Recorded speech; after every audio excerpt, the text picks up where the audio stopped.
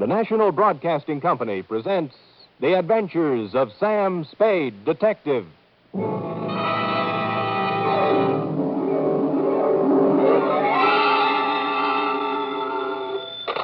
Sam Spade Detective Agency. Me, sweetheart. Sam!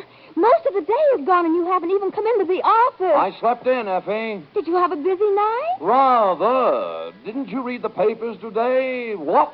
Oh, I've given up reading the papers.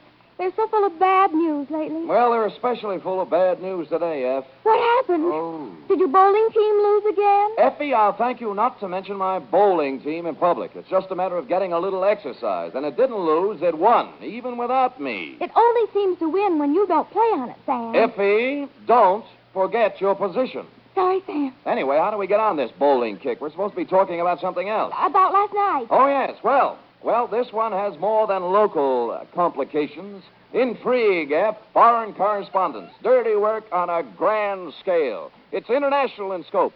You'll chill with me, you'll thrill with me, half rogue and half renegade. It's Sam Spade in the Red Star caper. For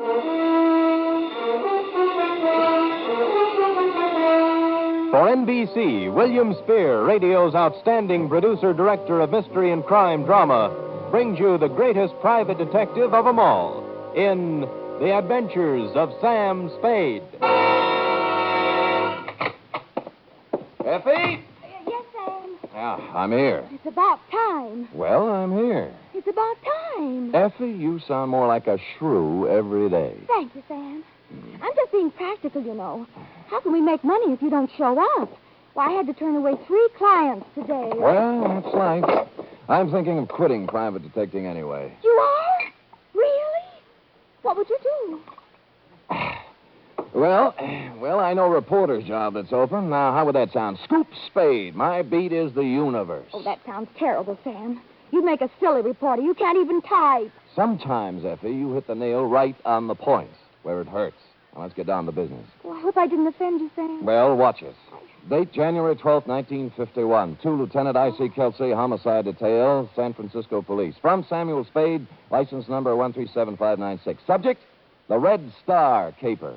Dear Kelsey, it had been some time since I had attended a lecture. In fact, the last one I can remember is when Margaret Sanger passed through town. But last night at 8 o'clock, I filed into the Central Municipal Auditorium along with several hundred other people, including college students, newspaper men, professors of political science, the usual curious complement, and a goodly sprinkling of snuffling indigents who welcomed any easy means of escaping the cold winds that whoop through the Mission District at this time of the year. Ladies and gentlemen, it's a pleasure to see so many politically minded faces gathered in this auditorium tonight. To let the world know that so many of us are trying to keep abreast of the fast-moving and sometimes confusing events of our troubled days serves as a graphic example to those who would try to take our liberties away from us that we are ever alert and that we will continue to defend those liberties.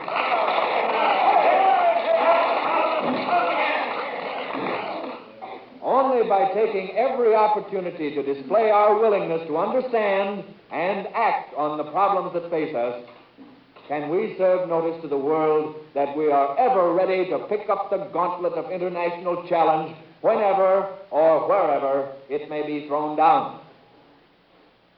The subject for tonight is, are we helping our enemies? And our speaker scarcely needs introduction. But just in case there are a few hermits in our audience who have never owned a radio set and have seen a newspaper in the past 10 years, well, just in case there are, let me introduce a man who really needs no introduction, the most distinguished foreign correspondent, Cyrus Manning. Thank you, Mr. Chairman. And good evening, ladies and gentlemen. Are we helping our enemies? That is the question. My answer in a word is yes. And that answer is not hasty or ill-advised. I have just returned from a thorough coverage of the Orient. I have visited the tragic, blood-soaked battlefields of Korea. I've talked with the military leaders of the armed camp of Formosa. I've trod the nervous, defenseless soil of the Philippines and Japan.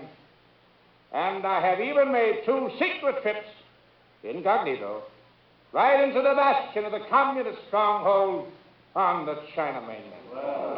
And this is my report. This materially from this very city, shipments are being made regularly to Red China.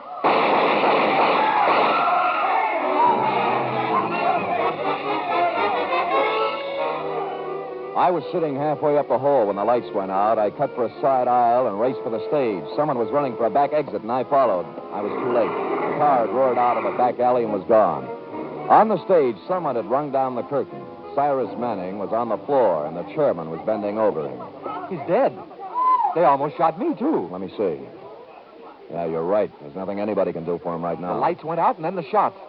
Oh, this is the most terrible thing that ever happened to me. To you? Shall I ask him to get up and call the police, or do you think that with one last dying effort you might do it? I'll call him. I guess he did get the worst of it.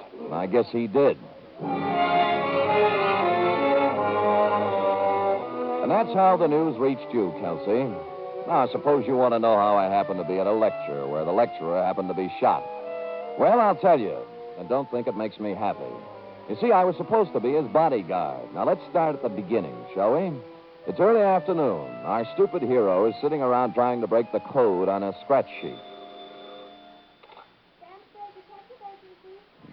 Sam, are you in? Oh, only to clients, F. Who is it? Dick Davis, foreign news editor on the Tribune. Well, he probably has me confused with Mr. X, but I'll take it. Yeah, Dick? You ever hear of Cyrus Manning, Sam? The foreign correspondent? Yeah, that's the one. He's in town. He got here yesterday. Well, what is it, a benefit? You want me to do card tricks or something? He needs a bodyguard. I don't know anybody else who would be crazy enough to take the job, so I called you. Oh, gee, thanks. Read the letters to the editor column tomorrow for my reply. I didn't know whether you'd take the job, but I sent him over to see you anyway. Who does he want to be bodyguarded against? Well, I'll let him tell you about it, Sam, but I'll give you a clue. Their home base runs west from the center of Berlin, east to slightly below the 38th parallel. Oh, those people, huh? Well, there are only 200 or 300 million of them. I shouldn't have any trouble. Then you'll take the job, Sam? Who's paying? We are, 50 a day. 60. Haven't you heard of the cost of living index? Yeah, all right, it's a deal. Good. Just one thing, Sam. If you have a good picture of yourself, taken recently, kid, we'd appreciate a copy. Why? That is, possible obituary. Davis, what are you saying? If I don't see you again, Sam, good luck. I quit. I won't take the job. Davis! Effie! Yes, I'm here. I'm leaving town for a few days, F. Look, throw some things in my suitcase in the closet. All right, Sam. But wait, there's someone here to see you. I don't suppose his name is Cyrus Manning. How did you ever guess, Sam? Oh, it was easy. I just thought of a name of a man I would least like to see. Send him in. Sam, sometimes I just can't understand you. I have the same trouble, F. I'll send him in and forget about the suitcase. I am not going to succumb to hysteria. Are you sure you're all right? Of course I am. On these troubled times, we must keep our heads cool and our powder dry. Well, I try to. I'll send him in. All right. You may come in now, Mr. Manning. Oh, thank you. Well, how do you do, Spade? Sit down. Oh, thank you, old man. You, could you lift up your hat brim so I could see your face and, maybe even take off your trench coat? Yeah, I never take them off, Spade. Oh? They're the mark of my profession. Oh. The life of a foreign correspondent isn't his own, you know. I might be whisked off to Berlin or Siberia in a matter of minutes. Sometimes I even sleep in these clothes. Well, you know best. I wore this trench coat when I interviewed Hitler. When I stood knee-deep in water on the shores of the Philippines. Next to MacArthur. Really? Why, the commandant of the prison camp didn't dare take it off of me when I was captured by the Chinese guerrillas. And when Mussolini... Would you care for a drink? Drink? Yeah. Here. Well, thank you, sir. I see you pour 'em deep. Well, here's the crime. No, Spade, no. Just a minute. I never drink without first offering special toast. Offer. Ah, may the great white wings of the thunderbird brush lightly over your grave. A literal translation of an old Tibetan toast. Swell. Of course, it probably loses something in the translation. Ah, it's good to get back to the States where they have real liquor. I'm getting tired of sake and Korean moonshine. I didn't know they had time to make it. Well, let's get down to business, Spade. This is my problem. I have been no respecter of censorship or official red tape. That's why I've scored some of my biggest news beats. I take it you're working on one now. Oh, the biggest. Did you know that material is being shipped out of San Francisco to the Chinese Communist forces? Hmm? Yeah. Stuff that they are even now using against us on the battlefield? Well, no, I didn't, but I could believe it. Well, for weeks now, I have been tracking down the truth, documenting the facts, ferreting out the cover-ups, the lies, the falsehoods. Well, good for you. Now, tonight I'm giving a lecture at the Central Municipal Auditorium. Press representatives from every newspaper and syndicate will be there. Of course. I'll give the general outline of my revelations, and it'll hit every newspaper in the country.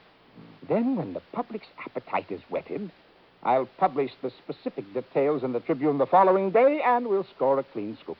I see, and you feel somebody's gunning for you. I know they are. Anybody specific? I'm not at liberty to name names just now. Oh. But after I give my first lecture tonight, it might be 30 for me.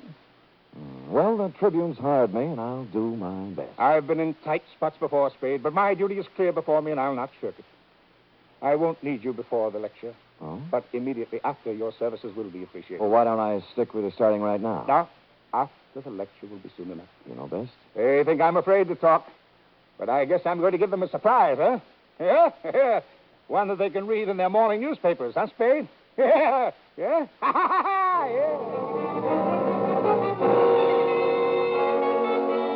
Well, he was half right, Kelsey.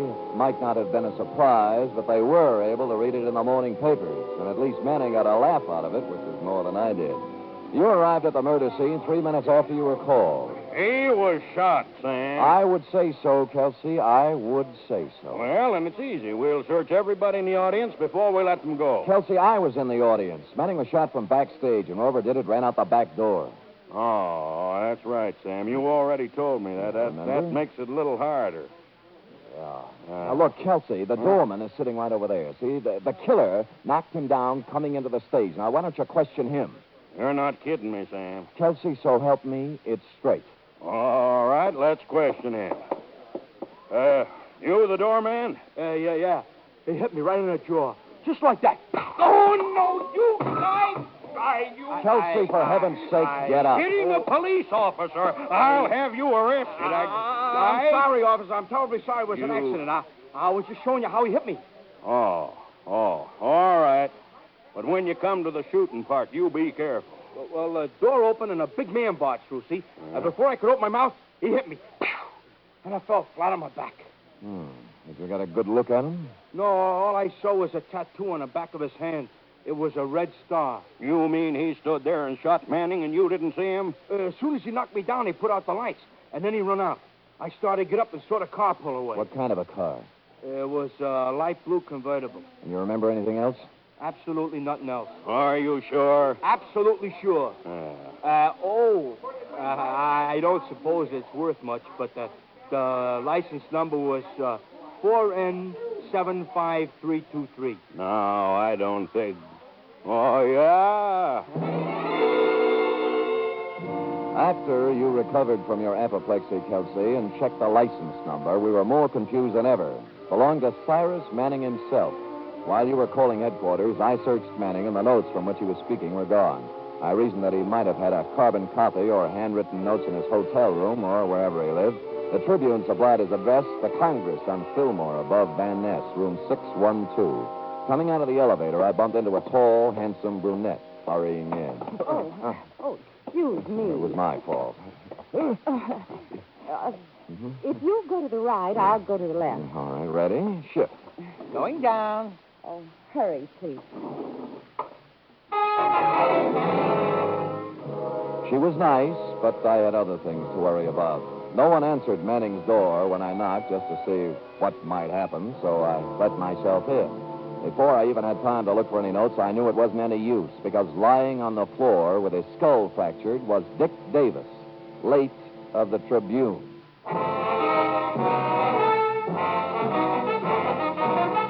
You are listening to the weekly adventure of radio's most famous detective, Sam Spade.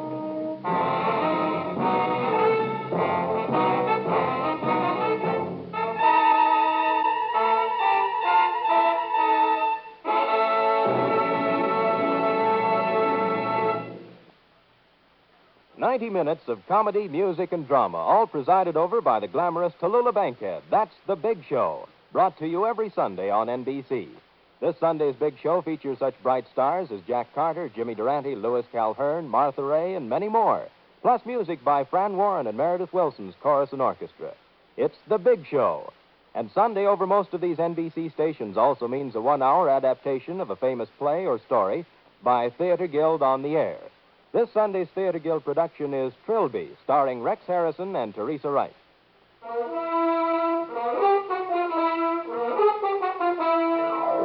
And now back to the Red Star Caper, tonight's adventure with Sam Spade.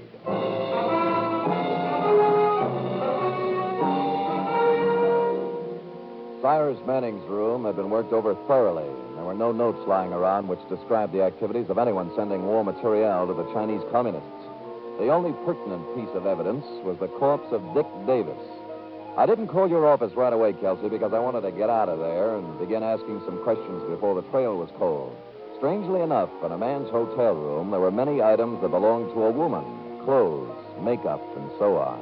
And they recalled to mind the girl I'd bumped into getting out of the elevator. And this recalled to me the elevator operator. I seen her coming up and down a few times. I know who she is.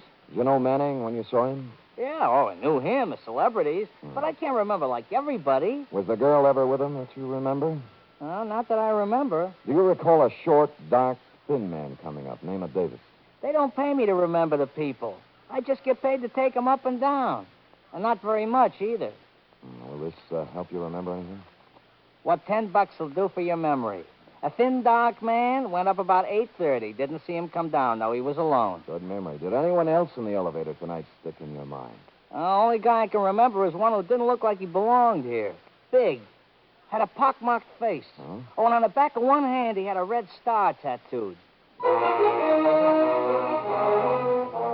Manning was going to reveal something about materiel being shipped to China. Shipped was the word I'd overlooked. And someone tattooed who looked as if he didn't belong in a good hotel and had the smell of a waterfront on him. So I sloshed myself with cologne and went looking for the man who knows most about the strange smells of a waterfront. In fact, he's one of them. He's an indescribably low man, a fungus on the tree trunk of honesty, a spider in the lunch pail of lawfulness, porky grout, a stool pigeon, so low he has to climb down a ladder to tie his shoelaces. I found him at the Blue Lantern bar, took a capsule to settle my stomach, ordered a bottle and 2 glasses, and somehow forced myself to wave him. Well, if it ain't my old buddy, my old drinking pal, good time Charlie Spade. Buddy. You pouring, Sam? Porky, the other side of the table, please. I might need room in case of fire. I like it on this side, Sam. I can keep my eye on the window. All right, I'll move.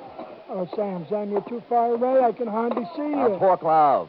Now, look, tell me something, Porky. Do you know anybody who's shipping stuff to China from here, or someone with a red star tattooed on his hand? Honey, throat's so dry, I don't think I could squeeze a word out of it. All right, here's one. You're a prince, Sam. Please. It's still kind of dry, Sam. Okay. No, there's nobody like you, Sam. You're beautiful. Other way. Where was we? Who was I stooling on? Usually me, but if you can't think of anything else, try to remember where these drinks came from and talk accordingly. What do you want me to talk about, Sam? You better get me quick before my throat dries up now. Have you ever heard of anyone shipping war goods to China, Porky, or a man with a red star on his hand? Ask me something else, Sam. I'd rather not answer that. Let's see if this changes your ethics. Not again. Oh, you're a prince, Sam. Now, let me see. I heard about somebody shipping goods to the heathen Chinese. Yeah? But Sam, I gotta get going. Porky, Grout, come back here. I'm sorry, Sam. I just remembered I left something home on the stove. You don't have a home. I turned around to watch him scuttle out the door, and I saw for the first time what must have caused his haste. A face as evil as any I've seen these days, outside of yours, Kelsey, was staring through the dirty window. The face moved for the door and entered. perched upon a big body under a sea cap. His arms were shoved into a pea jacket, and his legs hit the floor like slow jackhammers as he walked toward me. You trying to pump information out of Grout, pal? Why else would anyone in his right mind give Porky Grout free drinks? Or stand that close to him? Who are you? What are you trying to find out? Frankly, it's none of your business. Look, pal, I grew up on the waterfront the hard way. I've knocked guys like you all over every port in the world. Now, don't make me mad. Why don't you make it easy and tell me who you are and what you want? I never answer questions. I just do the asking. Oh? Are you going to tell me something, or am I going to beat it out of you? Well, I guess it's going to have to be the hard way. Okay, pal. But just remember this. After I get through with you, I don't want never to see you down around here again. Because you bother me.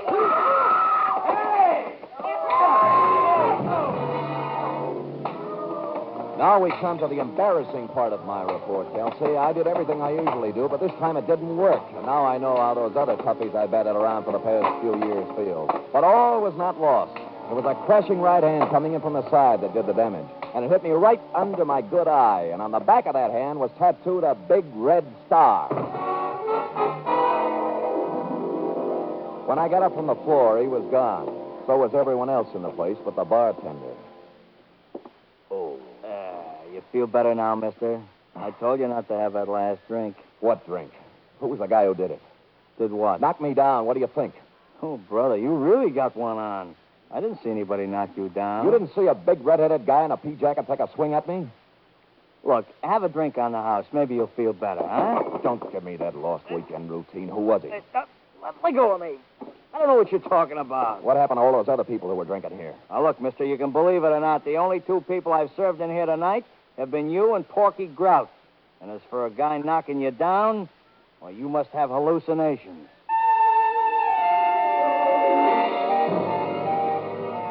Threats, money, nothing worked. And I knew nothing would either because the sign had been put on them. So before anything more serious happened, I got out of there. And by there, I mean both the bar and the neighborhood. It was not that I was scared, but I'd long ago learned the value of an orderly retreat. Or, as they used to say in my neighborhood when I was a kid, he who hits and runs away lives to hit another day.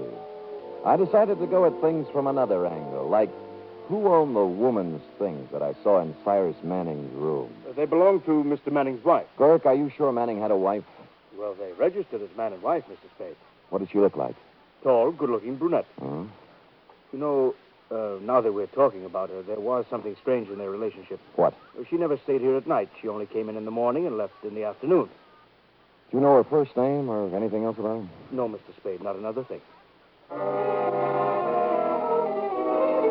Well, it was a start, at least. She was obviously the girl I'd met on the elevator. I looked up a number of Manning's friends, but the first 3 or 4 couldn't help me. But the 5th said that Manning had married about 6 months ago, and he'd never seen the wife. Her name, as he remembered, was Fay Kearney, and her father was a ship's captain. I ran down the name Kearney over at the Maritime office and discovered that he owned 3 ships, 2 of which were in port. On the first ship, the Downwind, they told me Kearney lived on the other one. It was the Western Sun at Pier 92. I went up the gangplank to the forward housing where the captain's cabin normally was located.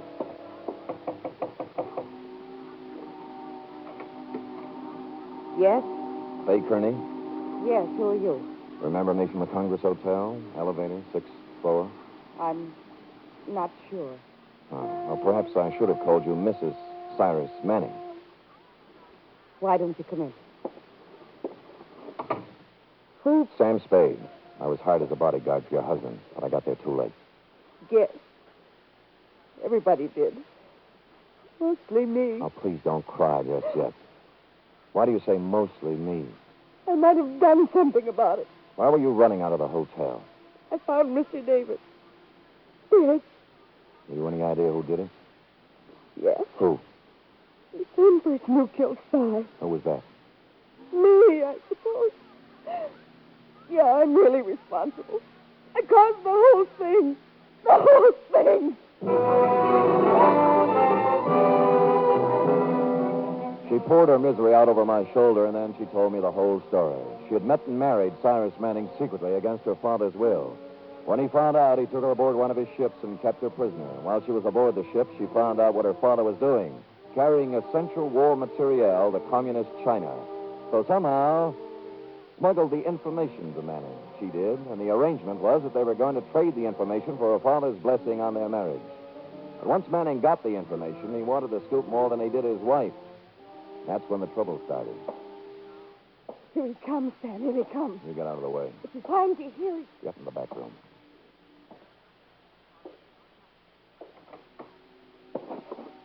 What are you doing here? Just came to pay you a visit.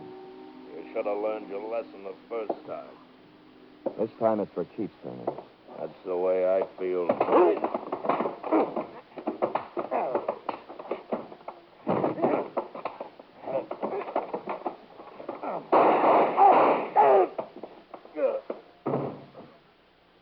I couldn't let him kill again. I just couldn't.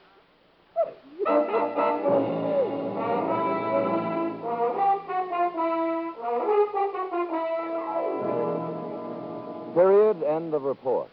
Did he die, Sam? It was a matter of seconds, Beth. Oh, Sam.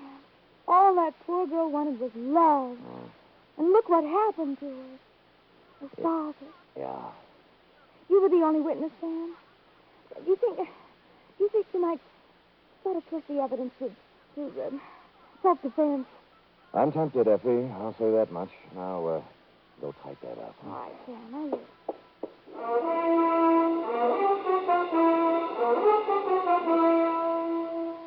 Three chimes mean good times on NBC.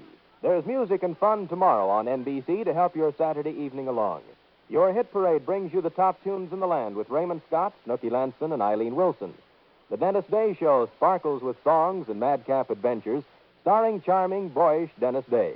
And Grand Ole Opry presents Red Foley and his friends in 30 minutes of music and laughter, Western style. Here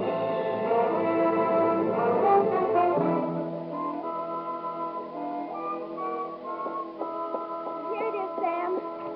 Believe me, I didn't enjoy typing it at all. I didn't expect that you would, F. As a matter of fact, it surprised me that you enjoy any of them. Oh, I never liked the killing part, Sam. But sometimes you are the funniest people for clients, and when I write down the things they say, I can't help but laugh. Well, if it makes you happy, I'll try to get more comedians for clients. In the meantime, you'll have to suffer along on whatever dregs of humanity the winds of fate blow into my office. Sam! That was absolutely poetic. The winds of fate. Oh, it's nothing. I expect to appear in the next edition of Bartlett's Familiar Quotations. Now, would you like to hear one of my longer attempts at poetic phrasing? Oh, yes, Sam. I'd love to hear it. Oh, good. This is called cigar. A cigar isn't far from a large cigarette in the raw material it employs, but the smoke is no joke, if you haven't learned yet, for it weeds out the men from the boys. Oh, Sam, that's wonderful. Yes, You ought to be able to sell that to someone. Effie, I can't even sell me. Give me another one, Sam. All right. There was a young girl with a heart as big as the wheels on a cart. At the end of the day, she always would say... Good night, Sam. No. Good night, sweetheart. Oh, Sam, you're wonderful.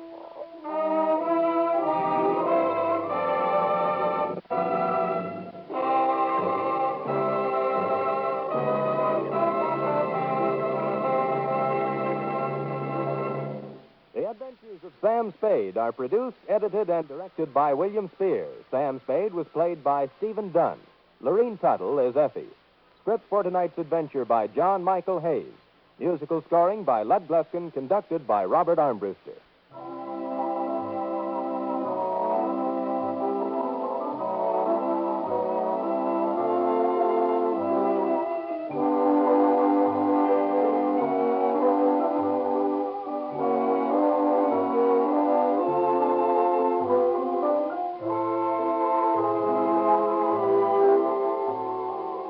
Join us again next week, same time, for another adventure with Sam Spade.